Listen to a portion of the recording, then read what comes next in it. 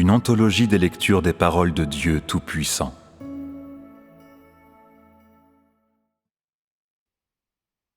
Interprétation des mystères des paroles de Dieu à l'univers entier, chapitre 12.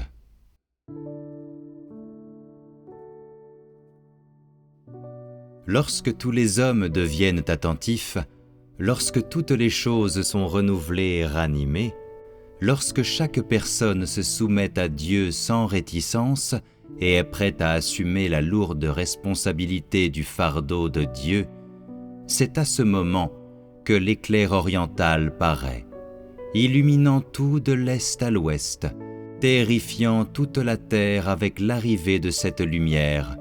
Et à ce moment-là, encore une fois, Dieu commence une nouvelle vie.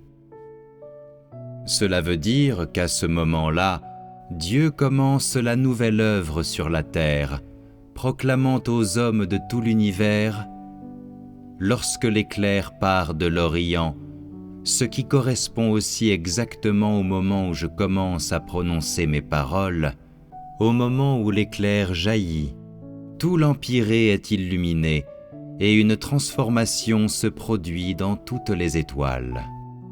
Donc, quand l'éclair paraît-il à l'est? Quand les cieux s'assombrissent et la terre blêmit, c'est quand Dieu voile sa face du monde, et c'est le moment même où tout sous les cieux est sur le point d'être assailli par une puissante tempête. À ce moment-là, tous les hommes sont frappés de panique, effrayés par le tonnerre, apeurés par l'éclat de l'éclair, voire même plus terrifiés par l'assaut du déluge, de sorte que la plupart d'entre eux ferment les yeux et attendent que Dieu déchaîne sa colère et les terrasse. Et alors qu'il se produit divers états, l'éclair oriental paraît immédiatement. Cela signifie qu'à l'est du monde, depuis le moment où le témoignage à Dieu lui-même commence jusqu'au moment où il se met à l'œuvre, jusqu'au moment où la divinité se met à déployer sa souveraineté à travers la terre, c'est l'éclatant rayon de lumière de l'éclair oriental qui a jamais brillé sur tout l'univers. C'est au moment où les pays de la terre deviennent le royaume de Christ que tout l'univers est illuminé. C'est alors le moment où l'éclair oriental paraît. Dieu incarné se met à l'œuvre et en outre parle directement en tant que divinité. On peut dire que c'est lorsque Dieu se met à parler sur la terre que l'éclair oriental paraît. Plus précisément, c'est quand l'eau vive coule du trône, quand les déclarations du trône commencent, que précisément les déclarations des 7 esprits commencent officiellement. À ce moment-là, l'éclair oriental commence à apparaître, et en raison de sa durée, le degré de l'illumination varie aussi, et il y a aussi une limite à la portée de son éclat. Mais avec le progrès de l'œuvre de Dieu, avec les changements de son plan, avec les variations de l'œuvre dans les fils et le peuple de Dieu, l'éclair accomplit de plus en plus son devoir inhérent, de sorte que tout dans l'ensemble de l'univers est illuminé et il ne reste ni drèche ni scorie. C'est la cristallisation du plan de gestion de 6000 ans de Dieu et le véritable fruit dont Dieu prend plaisir. Les étoiles ne se réfèrent pas aux étoiles dans les cieux, mais à tous les fils et le peuple de Dieu qui travaillent pour lui. Parce qu'ils portent témoignage à Dieu dans le royaume de Dieu et le représentent dans son royaume, et parce qu'ils sont des créatures, ils sont appelés les étoiles. Transformer se réfère à une transformation d'identité et de statut. Les gens changent d'hommes de la terre en hommes du royaume, et en outre, Dieu est avec eux et la gloire de Dieu est en eux. En conséquence, ils exercent un pouvoir souverain à la place de Dieu, et le venin et les impuretés en eux sont purgés par l'œuvre de Dieu, les rendant en fin de compte aptes à être utilisés par Dieu et conformes au cœur de Dieu. C'est un aspect de la signification de ces paroles. Lorsque le rayon de la lumière venant de Dieu illumine toute la terre, toutes les choses dans les cieux et sur la terre changeront à divers degrés, et les étoiles dans le ciel changeront pareillement. Le soleil et la lune seront renouvelés, et les gens sur terre seront ensuite renouvelés. Ce qui est l'œuvre de Dieu entre le ciel et la terre est sans surprise aucune. Quand Dieu sauve les hommes, ce qui ne comprend pas ceux qui ne sont pas choisis naturellement, c'est seulement quand il purifie et juge les hommes, et tous pleurent amèrement, sont accablés sur leur lit, ou sont terrassés et plongés dans l'enfer de la mort à cause des paroles de Dieu. Grâce aux déclarations de Dieu, les gens commencent à se connaître.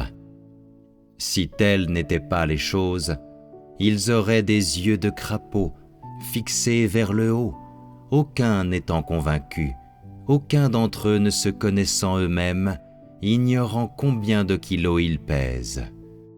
Les gens sont vraiment corrompus par Satan dans une large mesure. C'est précisément à cause de l'omnipotence de Dieu que la face hideuse de l'homme est dépeinte en détails si vifs, poussant l'homme, après les avoir lus, à la comparer avec son propre vrai visage. Tous les hommes savent que pour Dieu, le nombre de cellules cérébrales qu'il dispose dans la tête semble être clair comme du cristal, sans parler de sa connaissance de leur visage laid ou de leurs pensées profondes. Dans les paroles, la race humaine tout entière semble avoir été triée. Sous la lueur de ce rayon de lumière de l'Orient, toute l'humanité est exposée dans sa forme originale, les yeux éblouis, incertaine de ce qu'il faut faire. On peut voir qu'un jour, lorsque l'œuvre de Dieu sera achevée, toute l'humanité sera jugée par Dieu. Personne ne pourra échapper. Dieu s'occupera des hommes dans toute l'humanité un à un, sans négliger un seul d'entre eux, et alors seulement le cœur de Dieu sera satisfait. Ainsi, Dieu dit, « Ils ressemblent aussi aux animaux qui fuient ma lumière et se réfugient dans des grottes de montagne. Pourtant, pas un seul parmi eux ne peut être supprimé de ma lumière. Les hommes sont de faibles animaux inférieurs. Vivant entre les mains de Satan, c'est comme s'ils avaient trouvé refuge dans les forêts anciennes, au plus profond des montagnes, mais parce que rien ne peut échapper à l'incinération des flammes de Dieu, même sous la protection des forces de Satan, comment pourrait-il être oublié par Dieu? Quand les gens acceptent la venue des paroles de Dieu, les diverses formes bizarres et les états grotesques de tous les hommes sont dépeints par la plume de Dieu. Dieu parle comme il sied aux besoins et à la mentalité de l'homme. Ainsi, pour les hommes, Dieu apparaît bien versé en psychologie. C'est comme si Dieu était un psychologue, mais aussi comme si Dieu était un spécialiste en médecine interne. Ce n'est pas étonnant qu'il ait une telle compréhension de l'homme, qui est complexe. Plus les hommes pensent cela, plus grand est leur sens de la préciosité de Dieu, et plus ils pensent que Dieu est profond et insondable. C'est comme si, entre l'homme et Dieu, il y a une frontière céleste infranchissable, mais aussi comme si les deux se regardaient des rives opposées de la rivière Chu, incapables de faire autre chose que de se regarder l'un l'autre. C'est-à-dire, Les hommes sur la terre ne regardent Dieu que de leurs yeux. Ils n'ont jamais eu la chance de l'étudier de près, et tout ce qu'ils ont pour lui n'est qu'un sentiment d'attachement. Dans leur cœur, il y a toujours le sentiment que Dieu est bon, mais parce que Dieu manque tellement de cœur et de sentiments, ils n'ont jamais eu la chance de parler de l'angoisse dans leur cœur devant lui. Ils sont comme une belle jeune femme devant son mari, qui, à cause de la probité de son mari, n'a jamais eu l'occasion de lui révéler ses vrais sentiments. Les hommes sont des misérables qui se méprisent eux-mêmes, et ainsi, en raison de leur fragilité, en raison de leur manque de respect de soi, ma haine de l'homme augmente quelque peu en intensité, inconsciemment, et la fureur dans mon cœur explose. Dans mon esprit, c'est comme si j'ai souffert d'un traumatisme. J'ai depuis longtemps perdu espoir dans l'homme, mais parce que, une fois encore, mon jour se fait pressant pour toute l'humanité. Une fois encore, il réveille la race humaine, lui offre un autre nouveau départ. J'éveille mon courage pour conquérir toute l'humanité, pour capturer et vaincre le grand dragon rouge. L'intention originelle de Dieu était la suivante: ne rien faire de plus que de conquérir la descendance du grand dragon rouge en Chine. Cela seul pourrait être considéré comme la défaite du grand dragon rouge, la conquête du grand dragon rouge. Cela seul serait suffisant pour prouver que Dieu règne comme roi sur toute la terre, pour prouver l'accomplissement de la grande entreprise de Dieu, et que Dieu a un nouveau départ sur la terre et est glorifié sur la terre. En raison de la belle scène de la fin, Dieu ne peut pas s'empêcher d'exprimer la passion dans son cœur. Mon cœur bat, et en suivant le rythme des battements de mon cœur, les montagnes bondissent de joie, les eaux dansent de joie, et les vagues battent la mesure sur les récifs rocheux. Il est difficile d'exprimer ce que je ressens dans mon cœur. De cela, on peut voir que ce que Dieu a prévu, il l'a déjà accompli. C'était prédéterminé par Dieu, et c'est précisément ce que Dieu fait expérimenter et voir aux hommes. La perspective du royaume est belle. Le roi du royaume est le vainqueur, sans jamais avoir eu, de la tête aux pieds, aucune trace de chair et de sang, composé entièrement d'éléments divins. Son corps entier brille d'une gloire sacrée, entièrement intact de toute idée humaine. Son corps tout entier, de haut en bas, déborde de justice et de l'aura céleste, et exhale un parfum captivant.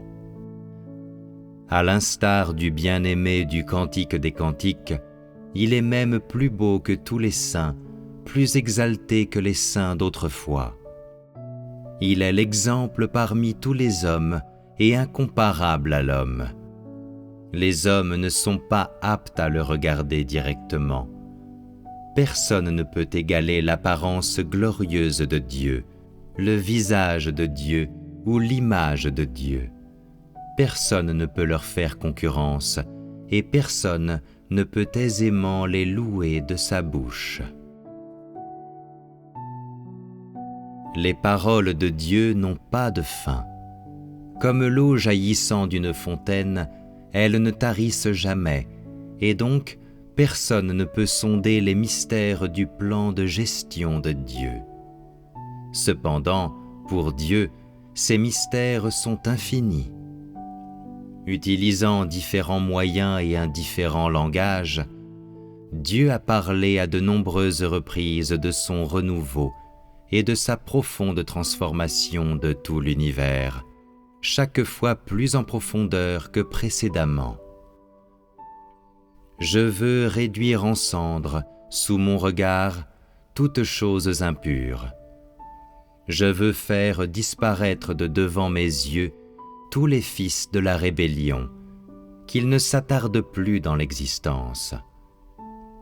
Pourquoi Dieu dit-il sans cesse ces choses? Ne craint-il pas que les gens finissent par s'enlacer?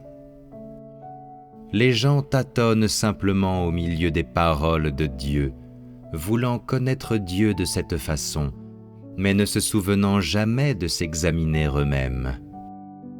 Ainsi, Dieu emploie cette méthode pour leur rappeler, pour faire en sorte qu'ils se connaissent eux-mêmes, de sorte que d'eux-mêmes, ils puissent en venir à connaître la désobéissance de l'homme et à éradiquer ainsi leur désobéissance devant Dieu. En lisant que Dieu veut effectuer le tri, les gens deviennent immédiatement d'une humeur anxieuse, et leurs muscles aussi semblent s'arrêter de bouger. Ils retournent immédiatement devant Dieu pour une autocritique, et en arrivent donc à connaître Dieu. Après cela, après qu'ils se sont décidés, Dieu saisit l'occasion pour leur montrer l'essence du grand dragon rouge. Ainsi, les gens s'engagent dans le domaine spirituel directement, et en raison du rôle joué par leur détermination, leur esprit commence aussi à jouer un rôle, renforçant le sentiment entre l'homme et Dieu, ce qui est d'un plus grand avantage pour l'œuvre de Dieu dans la chair. De cette façon, les gens sont d'humeur à regarder en arrière, à une époque révolue. Dans le passé, durant des années, les gens ont cru en un Dieu vague. Durant des années, ils n'ont jamais été libérés dans leur cœur, incapables de jouir abondamment, et bien qu'ils aient cru en Dieu, il n'y avait pas d'ordre dans leur vie. C'était apparemment pareil à ce que c'était avant qu'ils ne croient. Leur vie leur semblait toujours vide et sans espoir, et leur foi à cette époque ressemblait à une sorte d'imbroglio, pas mieux que l'incroyance. Depuis qu'ils ont vu le Dieu concret lui-même de ce jour, c'est comme si le ciel et la terre ont été renouvelés. Leur vie est devenue rayonnante, ils ne sont plus sans espoir, et à cause de l'arrivée du Dieu concret, ils se sentent fermes dans leur cœur et paisibles dans leur esprit. Ils ne courent plus après le vent, ni ne cherchent à s'accrocher à des ombrages dans tout ce qu'ils font. Leur poursuite n'est plus sans but, et ils ne s'agitent plus dans tous les sens. La vie d'aujourd'hui est même plus belle. Les gens sont entrés inopinément dans le royaume et sont devenus membres du peuple de Dieu. Et ensuite, dans leur cœur, plus les gens y pensent, plus grande est la douceur. Plus ils y pensent, plus ils sont heureux et plus ils sont inspirés d'aimer Dieu. Ainsi, sans qu'ils s'en rendent compte, l'amitié entre Dieu et l'homme est renforcée. Les gens aiment Dieu davantage et connaissent Dieu davantage, et l'œuvre de Dieu dans l'homme devient de plus en plus facile, et elle ne force plus les gens, ni ne leur est imposée, mais elle suit le cours de la nature, et les gens accomplissent leur propre fonction unique. C'est seulement de cette façon que les gens seront graduellement capables de connaître Dieu. Cela seul est la sagesse de Dieu.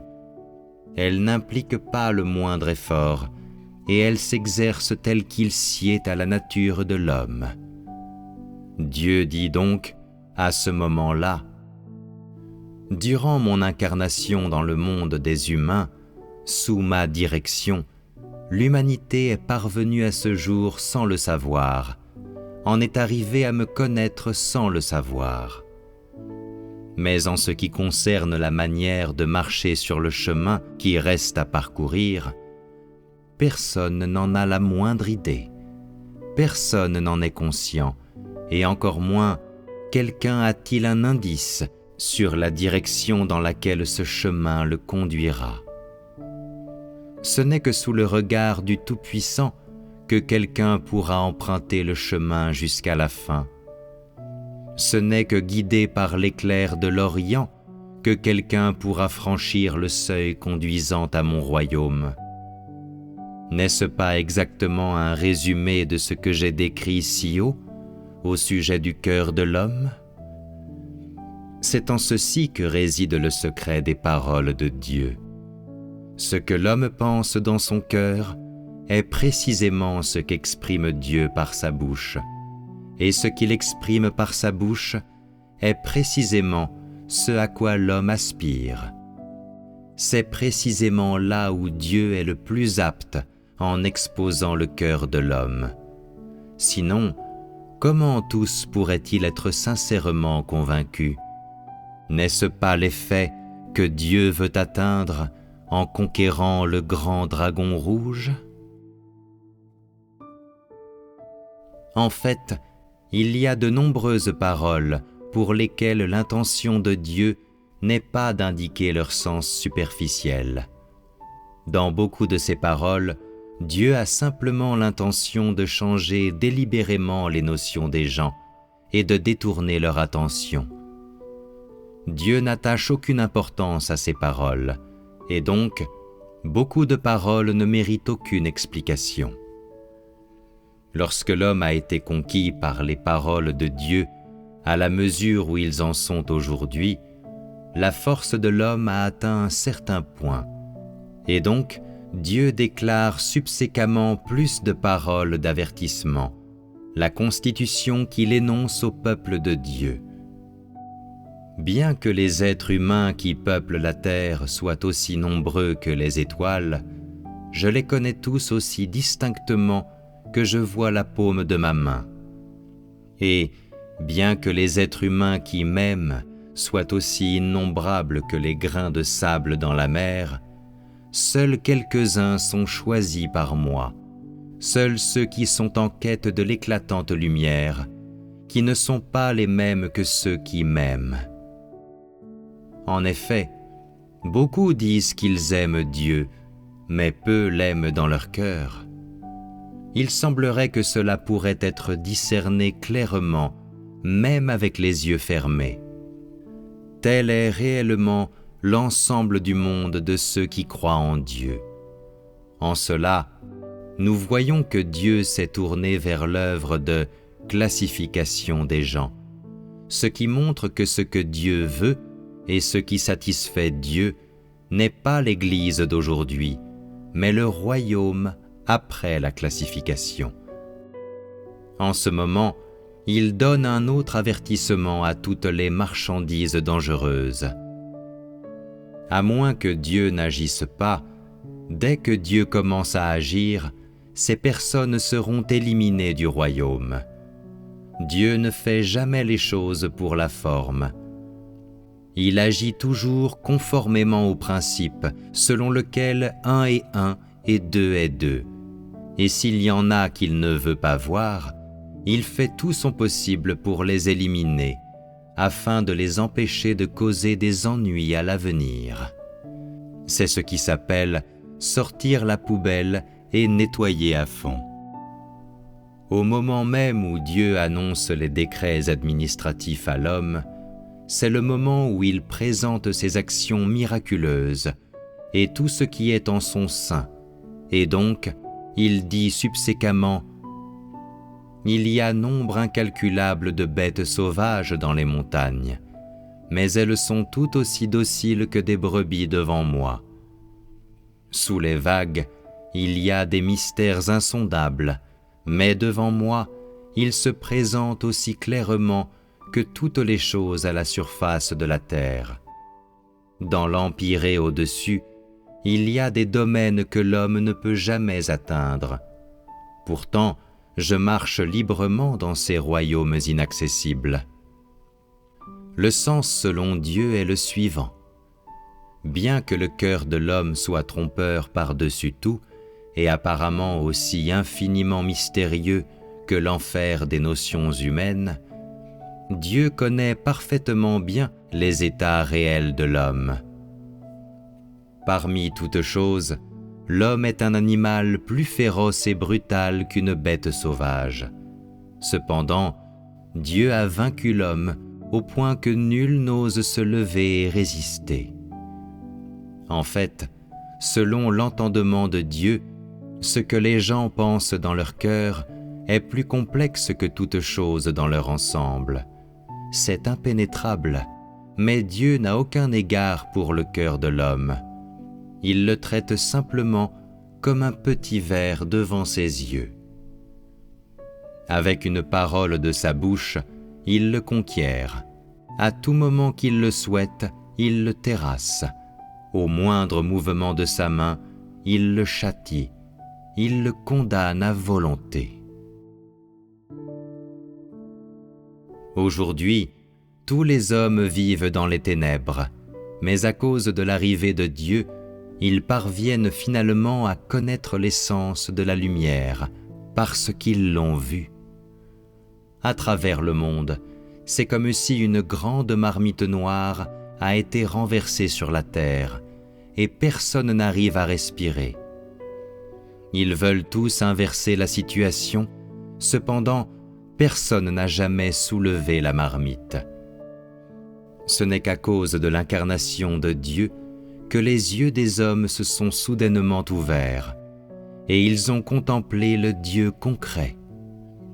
Donc, Dieu leur demande avec un ton interrogateur, « L'homme ne m'a jamais reconnu dans la lumière, mais ne m'a vu que dans le monde des ténèbres. N'êtes-vous pas exactement dans la même situation aujourd'hui ? C'est à l'apogée des saccages du grand dragon rouge que j'ai officiellement assumé la chair pour accomplir mon œuvre. Dieu ne cache pas les circonstances réelles du domaine spirituel, ni ne cache l'état réel du cœur de l'homme. Et ainsi, il ne cesse de rappeler aux hommes « Je ne permets pas seulement à mon peuple de connaître le Dieu incarné, mais je le purifie également. Compte tenu de la sévérité de mes décrets administratifs, une grande majorité de gens courent toujours le risque d'être éliminés par moi. À moins que vous ne fassiez tous les efforts pour vous traiter vous-même, pour maîtriser votre propre corps, à moins que vous ne le fassiez, vous deviendrez certainement un objet que je méprise et rejette, qui doit être jeté en enfer, exactement comme Paul a reçu le châtiment directement de mes mains, duquel il n'y avait aucune échappatoire. Quand Dieu répète ces paroles, alors seulement les gens surveillent davantage leurs pas et deviennent plus craintifs face aux décrets administratifs de Dieu. Et c'est alors seulement que l'autorité de Dieu peut s'exercer et sa majesté être rendue manifeste. Ici, Paul est mentionné une fois de plus afin que les gens comprennent la volonté de Dieu. Ils ne doivent pas être ceux qui sont châtiés par Dieu, mais ceux qui sont conscients de la volonté de Dieu. Cela seul peut pousser les gens, au milieu de leur peur, à se remémorer l'incapacité de leur détermination du passé devant Dieu de le satisfaire complètement, ce qui leur donne encore plus de regrets et de connaissance du Dieu concret. Ainsi, c'est alors seulement qu'ils peuvent n'avoir aucun doute sur les paroles de Dieu.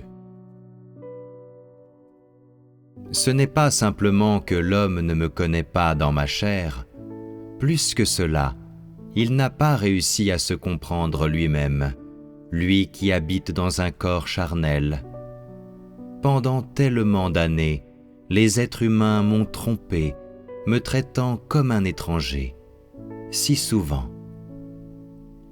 Ce si souvent fait la liste des réalités de l'opposition de l'homme à Dieu, montrant aux gens des exemples réels de châtiment. C'est une preuve de péché, et personne ne peut le réfuter à nouveau. Tous les hommes utilisent Dieu comme un objet ordinaire, comme s'il était un ustensile de ménage qu'ils peuvent utiliser comme ils le souhaitent. Personne ne chérit Dieu, personne n'a essayé de connaître la beauté de Dieu, ni son visage glorieux, et encore moins quelqu'un a-t-il l'intention de se soumettre à Dieu. Et personne non plus n'a jamais considéré Dieu comme quelque chose de bien-aimé dans son cœur. Tous le font sortir en le traînant quand ils ont besoin de lui, et le balancent d'un côté et l'ignorent quand ils n'en ont pas besoin. C'est comme si, pour l'homme, Dieu est une marionnette que l'homme peut manipuler à volonté et faire des exigences de quelque manière qu'il souhaite ou désire.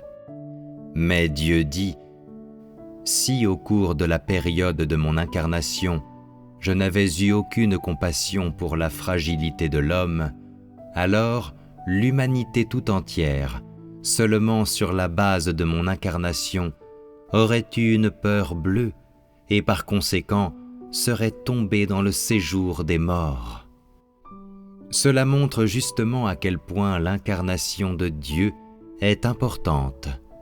Il est venu conquérir l'humanité dans la chair au lieu de détruire toute l'humanité depuis le domaine spirituel. Ainsi, quand la parole est devenue chair, personne ne l'a su. Si Dieu n'avait pas eu souci de la fragilité de l'homme, si le ciel et la terre avaient été bouleversés quand il est devenu chair, tous les hommes auraient été annihilés.